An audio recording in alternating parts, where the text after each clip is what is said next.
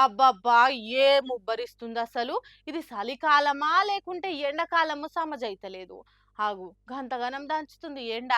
పగటిలు జర్రసేపు బయటకెళ్తే చాలు సుర్రుమంటుండు సూరన్న. మనుషుల లెక్క కాలాల నడుమ కూడా ఏదన్నా జగడమైందో ఏమో గాని ఒక కాలంలోకి ఇంకో కాలం జొర్ర పట్టింది. మాల లేకుంటే ఎందుల్లా శివరాత్రికి శివ శివ అనుకుంటే వెళ్ళిపోయే సలి సంక్రాంతికే తక్కువైంది.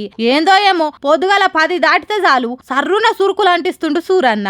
ఏడ చూడు ఎండ జోపిడిచేస్తుంది. పొద్దు పొద్దుగల జర్రంత సలి పెడుతుంది. జర్ర 9 దాటిందంటే చాలు అంతకు డబుల్ ఎండ కొడుతుంది. ఏడాదిలో వానకాలం, చలికాలం, ఎండాకాలం తలా ఓ 4 నెలలుంటాయి గాని ఎండాకాలం మాత్రం జర ముందుగాలనే ఊరుకొస్తుంది. పగటీలు జర్ర ఏదన్నా పని మీద బయటకు వెళ్ళాలంటేనే గజ్జు నొనుకుతుంది పానం. సూరన్న వేడికి వడదెబ్బ కొట్టినా ఆశ్చర్యపోనక్కర్లే. ఫిబ్రవరి మొదటి వారంలోనే పరిస్థితి ఇట్లుంటే ఇంకా పురాగా ఎండాకాలం వస్తే ఏందో పరిస్థితి అని బుగులు పడుతుర్రు జనాలు. ఉన్న చెట్లు అడవులన్నీ నరుక్కుంటా పోతం పెడితే ఇట్లనే అయితది. ఇంకొన్ని వద్దులైతే ఏడాదిలో సగం ఎండాకాలమే ఉంటది కావచ్చు అని బాధపడుతుర్రు ప్రకృతి ప్రేమికులు. ఎందుకైనా మంచిది మన పానాలు మనమే చూసుకోవాలి కాబట్టి బ్యాగులో ఓ నీళ్ళ డబ్బు వేసుకొని బయటికి వెళ్ళుర్రి. నెత్తి మీద ఓ తువాలనో ఖర్చీఫో మటుకు యాద మరవకుర్రి. ఇక పెద్ద మనుషులు పిల్లలైతే మరీ పైలం. ప్రకృతిని ఎట్లనో మనం ఆపలేం కాబట్టి జర మన పానాలైనా మనం భద్రంగా చూసుకోవాలి కదా. ఏమంటున్నాం? ఆ టెన్క మీ ఇష్టం ఇక.